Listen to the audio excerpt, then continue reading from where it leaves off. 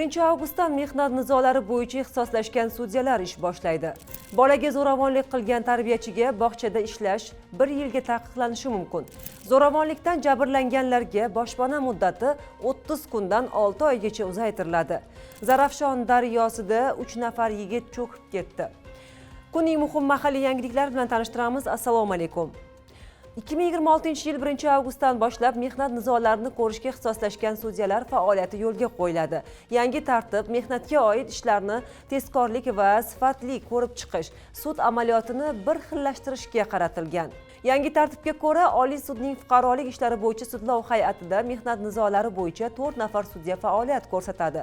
Shuningdek, Qoraqalpog'iston Respublikasi sudi, viloyatlar va Toshkent shahar sudlarining fuqarolik ishlari bo'yicha sudlar hay'atlarida 3 nafardan ixtisoslashgan sudya ishlaydi. Qarorga asosan 2026-yil 1-avgustdan keyin sudlarga kelib tushgan mehnat nizolariga oid barcha arizalar aynan ixtisoslashgan sudyalar o'rtasida taqsimlanadi.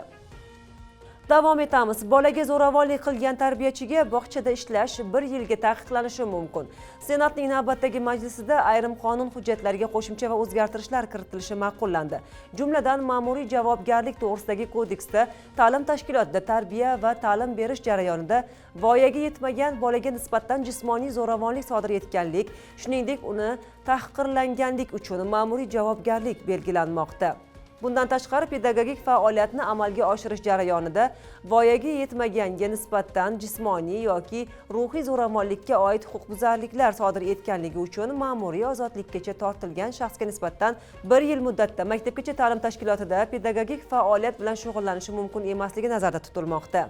Qonun Prezident tomonidan imzolanganidan keyin kuchga kiradi. Navbatdagi mavzu: zo'ravonlikdan jabrlanganlarga boshpana muddati 30 kundan 6 oygacha uzaytiriladi.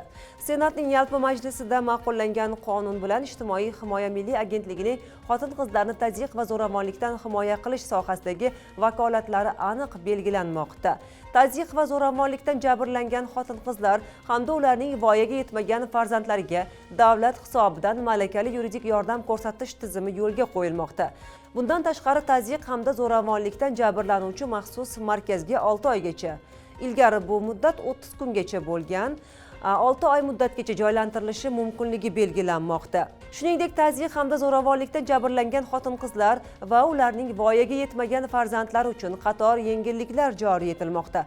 Jumladan, ular yo'qotilgan biometrik pasport o'rniga yangi pasport olish, nikoh tuzilganligi yoki tug'ilganlik haqida takroriy guvohnoma rasmiylashtirishda davlat bojini to'lashdan ozod etilmoqda. Qonun Prezident tomonidan imzolanganidan keyin kuchga kiradi. Bizda mudhish xabar. Navoiy viloyatida 3 nafar yigit Zarafshon daryosiga cho'kib halok bo'ldi. Ma'lum bo'lishicha, Karmana tumani Katta Masjid mahallasida yashovchi 4 yigit 8-iyul kuni tush payti Zarafshon daryosiga cho'milishga borgan. Ulardan 3 nafari cho'kib ketgan. Favqulodda vaziyatlar boshqarmasi qutqaruvchilari ularning jasadini hodisa joyidan turli uzoqlikda topishgan. Halok bo'lganlar 2008, 2012 hamda 2010-yilda tug'ilgan. Ularning ikkitasi aka-uka ekanligi aytilmoqda. Bu sizlarga yetkazmoqchi bo'lgan so'nggi xabarimiz edi. Yana qayta ko'rishguncha xayr, salomat bo'ling.